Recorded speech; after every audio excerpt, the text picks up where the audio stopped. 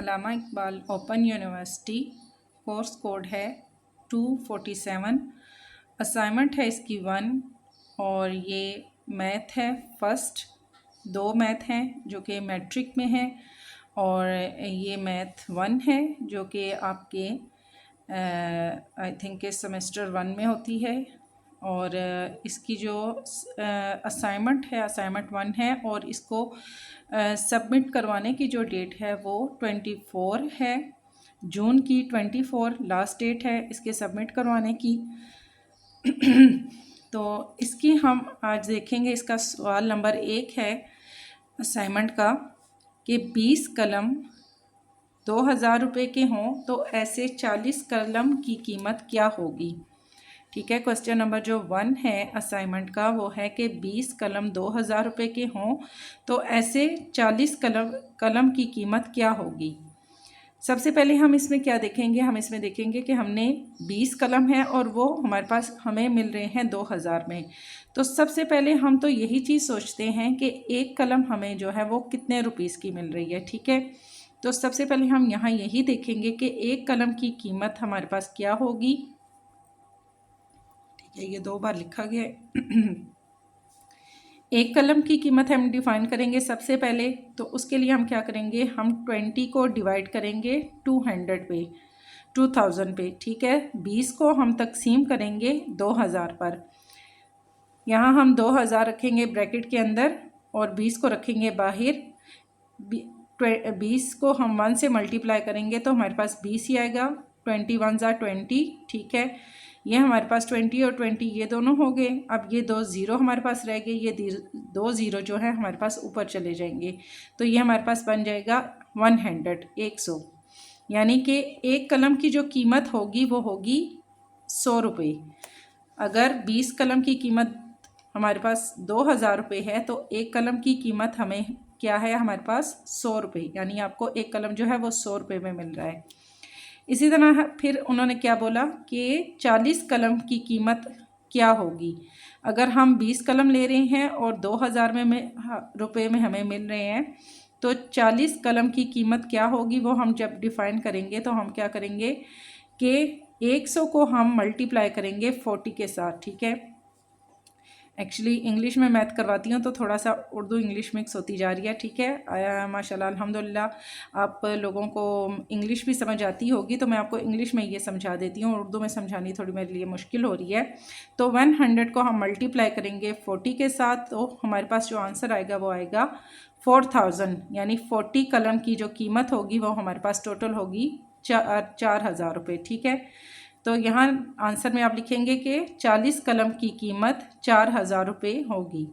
और यहाँ सिंपल आपने क्या करना है, 100 लिखना है, उसको 40 से मल्टीप्लाई करेंगे, 0 का 0, फिर 0 को 0 से दिया तो हमारे पास 0, देन 0 को 1 से हम अगर मल्टीप्लाई करते हैं तो तब भी हमारे पास 0 ही आता है। ठीक है, 0 को आप किसी भी रकम के साथ मल्टीप्लाई करें आंसर उसका हमारे पास 0 ही आता है। फिर 4 0 ज़ा 0, 4 0 ज़ा 0 एंड 4 1 ज़ा 4। इसको हम प्लस करेंगे तो हमारे पास टोटल क्या बनेगा 4000, 4000।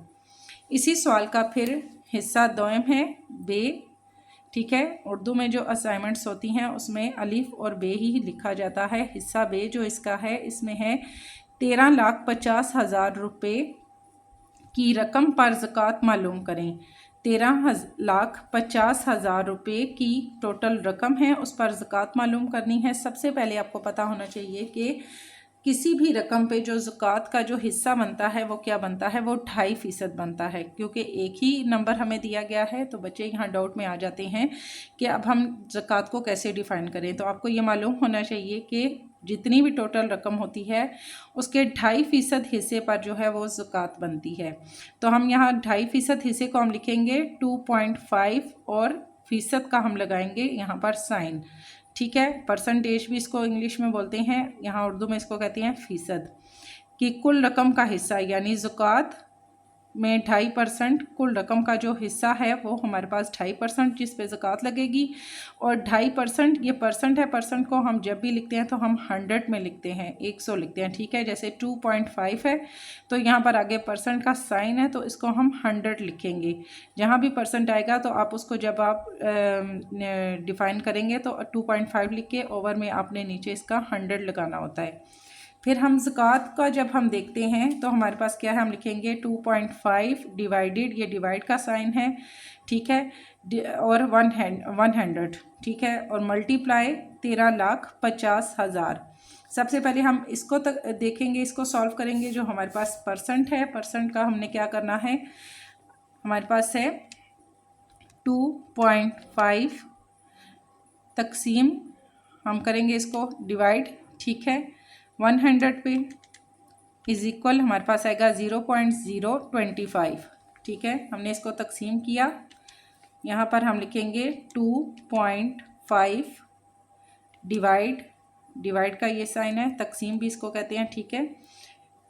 100 इज़ इक्वल हमारे पास आ जाएगा 0.025। मोस्टली आपके जब एग्ज़ाम होते हैं कैलकुलेटर लेकर जाने की इजाज़त होती है, आप लेकर जा सकते हैं, कोई इतना मुश्किल नहीं है, कोई इतना इशू नहीं है, ठीक है। यहाँ पर हमने जब 2.5 को 100 से हमने डिवाइड किया तो हमारे पास क्या आएगा 0.025।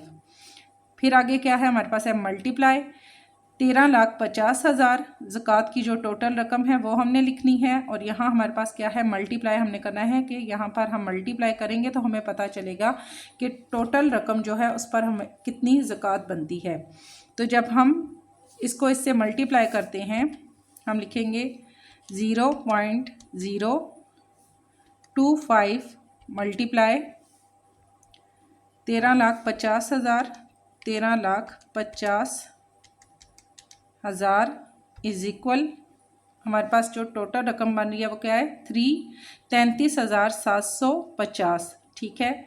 टोटल हमारे पास जो रकम थी वो 13,50,000 थी, उस पर 2.5% ज़कात जो लागू की गई है उसके 2.5% हिस्से पर, तो उस हिसाब से जब हम इसको मल्टीप्लाई करते हैं तो हमारे पास जो ज़कात की रकम बनती है वो बनती है 33,750 रुपये। कुल रकम पर 33,750 रुपये की ज़कात बनती है। ये इसका जवाब है, और 1 बाय 1 एक एक करके क्वेश्चन आपको इंशाल्लाह मैं करवाऊंगी, ताकि आपको ना सिर्फ आपने असाइनमेंट को सॉल्व करना है बल्कि आपने उस असाइनमेंट को अच्छे तरीके से समझना भी है।